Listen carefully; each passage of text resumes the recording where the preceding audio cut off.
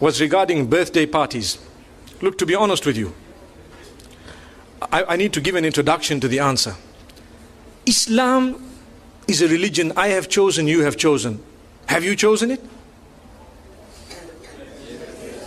We've chosen it. Is it from you or from Allah? Are you happy that it's from Allah? So if the dunya tells you something and Allah tells you something else, does it make, or which one is more important, the first or the second? What Allah has said.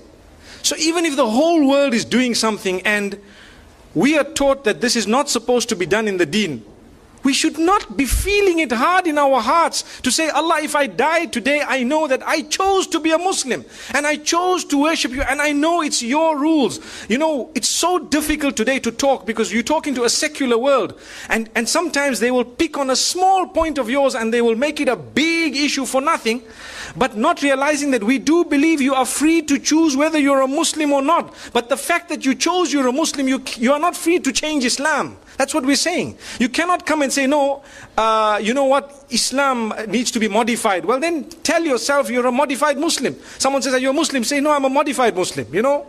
So people know. But if you want to call yourself a Muslim, you've surrendered. So you need to know there are certain things that people might say, and you might think, this guy is backward, man. How could he say that, you know? But it's because it's not from me or my pocket. My children would like to also go to birthday parties and celebrate and so on. I sit them down and I explain to them what the candles are all about. Do you know what the candles on a birthday party are all about? In ancient Europe, when the winters were so bad that people used to go into literal hibernation to keep themselves warm in whatever way they had. And when they would come out, they would count the dead. Did you know that? They would count the dead. And in order to celebrate the fact that those who are alive have passed through the winter and survived and fought nature, which means nature came to kill us in the form of cold, and because we fought nature and we stayed alive, now we need to defy it by blowing out candles. So they would put how many ever candles of their age and blow them out to show we can defy it. It's something that we believe is rooted in the medieval Europe. And it comes with its own satanic origins and so on. But people today say, what's wrong? What's wrong? I'm blowing the candles. But you don't realize it's like an act of worship of the pagans. And we're saying, you know, and people have made it a culture and a tradition. The same applies to so many other things. You know, like Valentine's and so on. People start saying, but what's wrong? How come these people, you know, you're not allowed to show your love? Well, to be honest, we are being fooled by believing that, you know what, you need to celebrate the fact that you're 1 year older by throwing a big party, everyone must come, but you don't know that now you're closer to your grave, for example. Or there are more responsibilities on your shoulder. I'm not saying that when your age turns, that you must not make dua to Allah, Ya Allah grant me a good age and so on. But firstly, we have a Hijri calendar.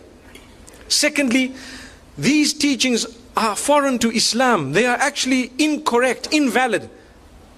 But they come from Allah, not from me, not from you. If I had it my way and you had it your way, we would be throwing parties because our kids put pressure on us, so do mine. But we have to speak to them, address them, try and explain to them, and, you know, get to the origins of it. The sad reality is people take part wholesale. So they'll tell you, but they did it. But these people did it. That's the peer pressure. Sadly, we're living in an age, al-qabidu ala dinihi kal-qabidi ala jamr. A person who wants to hold fast to the deen is someone similar to he who is holding fast to, you know, a red hot coal, for example. So you find even families which are supposedly religious, you know, they have these big birthday parties and so on, whereas it is Islamically incorrect. Wallahu a'lam. Allah knows best. Like I said, I've given you a little introduction before I gave the answer. There are more important things we could do, you know, than that. And we could have, you know, we could throw a party on a different occasion altogether in order to celebrate other things than to do it the pagan way. You know, I would prefer a graduation party than to have a birthday party any day. May Allah subhanahu wa ta'ala bless our children. May He bless us all. It was wonderful being here. I really thought I would be dozing because of the responsibilities I've had to fulfill yesterday. But by the will of Allah, I've been quite